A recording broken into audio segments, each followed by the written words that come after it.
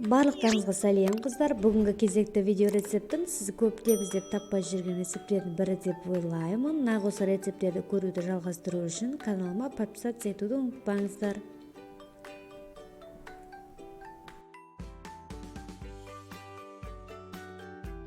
Енді қыздар, сіздер іздеген құпия рецепт бойынша қаптама жасауды бастаймыз. Ең алдымен жұмыртқамызды таза құрғақ ыдысымызға шақырып аламыз. Оның үстіне тұзымызды саламыз. Артынша майонезімізді саламыз.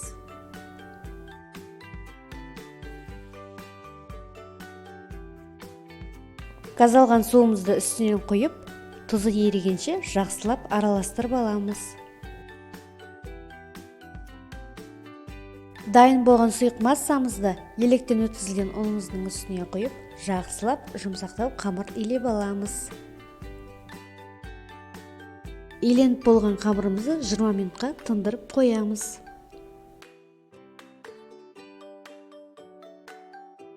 Тынып шыққан қамырларымызды осылай зуалыларға бөліп аламыз да, бір-біреулеп жұқалап жайып аламыз.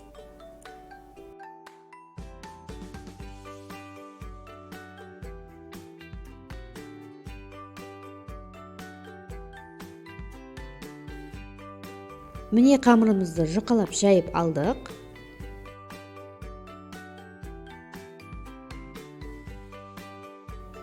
Енді қамырымыздың үстіне ертілген сары майымызды жұқалап жағып шығамыз.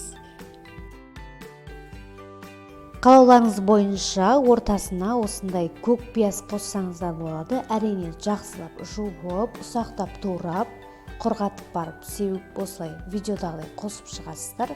Кейін қамыр жайған кезде ұн себесіздер ғой, дәл сол сияқты ұн сеуіп шығасыздар. Бұл қаттаманың қатпарлы болып шығуына әсер етеді және әдемі қытырлақ болып шығу үшін себіледі. Кейін осылай оқтаумен орап, дәл видеодағыдай пышақпен кесіп турап аласыздар.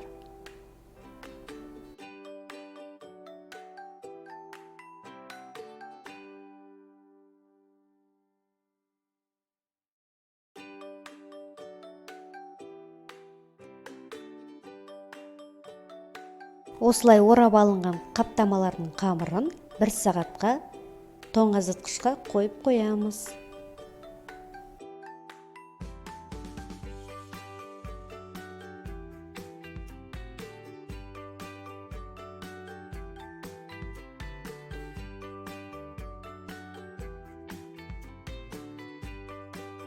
Тоңазытқыштан шыққан қамырларымызды осылай жұқалап жайып алып, пісіруге дайындаймыз.